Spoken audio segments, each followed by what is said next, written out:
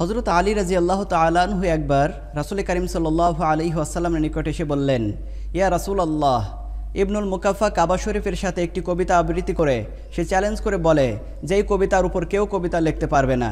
রাসূল করিম সাল্লাল্লাহু আলাইহি ওয়াসাল্লাম হযরত আলী রাদিয়াল্লাহু তাআলা আনহুকে বললেন, আলী, তুমি এই সূরাটি নিয়ে যাও, ইন্না আ'তাইনাকাল কাউসার ফাসাল্লি লিরাব্বিকা ওয়ানহার ইন্না শানিআকা হুয়াল আবতার।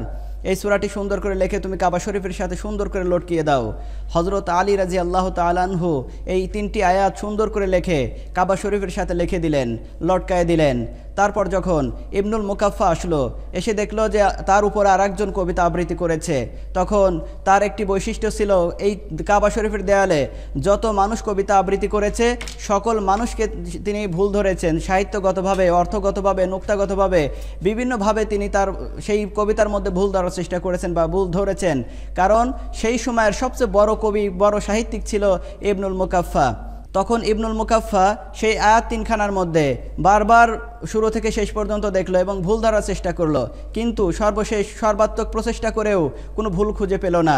ভুল খুঁজে না পেয়ে আবার সে দুঃখিত হয়ে আবার চেষ্টা করলো, এভাবে বারবার চেষ্টা করে যখন কোনো ভুল ধরতে পারলো না, তখন তিনি আশ্চর্য হয়ে গেলেন যে আজ পর্যন্ত মক্কার বুকে এমন কোনো কবি তৈরি হয়নি, এমন কোনো সাহিত্যিক তৈরি হয়নি যার কবিতার মধ্যে আমি আঙ্গুল লাগাতে পারিনি, যার কবিতার মধ্যে আমি ভুল ধরতে পারিনি। এটা কে দিল, এটা কার লিখিত? তখন তিনি সর্বশেষ চিন্তা ফিকির করে তার নিচে লিখে দিলেন, লাইসা হাযা কালামুল বাশার, এটা মানুষ রচিত নয়, এটা মহান আল্লাহ তাআলার পক্ষ থেকে প্রেরিত। আল্লাহ সুবহানাহু তাআলা পবিত্র কালামুল্লাহ অবতীর্ণ করে সর্বপ্রথম বলেন, লা রাইবা ফি, এটা এমন একটি গ্রন্থ যার মধ্যে কোনো ভুল নেই।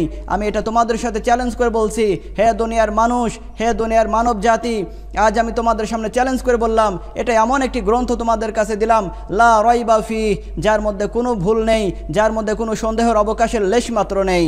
আল্লাহ সুবহানাহু ওয়া তাআলা অপর একটি আয়াতের মধ্যে বলেন, ওয়া ইন কুনতুম ফি রাইবিম মিম্মা নাযালনা আলা আবদিনা, আমি আমার বান্দা মুহাম্মদ রাসূলুল্লাহ সাল্লাল্লাহু আলাইহি ওয়াসাল্লামের নিকট যে আয়াত অবতীর্ণ করেছি, যে কুরআন অবতীর্ণ করেছি, ফাতু বিসূরাতিম মিন মিসলি, এই সূরার মতো একটি আয়াত, একটি সূরা তোমরা নিয়ে আসো যদি তোমরা পারো। অদউ শুহাদাআকুম মিন দুনিল্লাহ, আল্লাহ ছাড়া তোমাদের আরও যত সাক্ষী আছে, যত সহচর আছে, যত তোমাদের বন্ধু আছে, সবাইকে ডেকে নিয়ে এসে দেখো পারো কিনা। ইন কুনতুম সাদিকিন, যদি তোমাদের দাবি সত্য হয়ে থাকে। ফাইল্লাম তাফআলু ওয়ালাং তাফআলু ফাত্তাকুন নার আল্লাতী ওয়াকুদুহান নাস ওয়াল হিজারা, ফাইল্লাম তাফআলু ওয়ালাং তাফআলু, তোমরা পারোনি, কখনো পারবে না। ফাত্তাকুন নার, তোমরা ওই জাহান্নামের আগুনকে ভয় করো, আল্লাতী ওয়াকুদুহান নাস ওয়াল হিজারা, যার ইন্ধন হবে মানুষ আর পাথর, উইদ্দাত লিল কাফিরিন, যা প্রস্তুত করা হয়েছে, তৈরি করা হয়েছে কাফেরদের জন্য।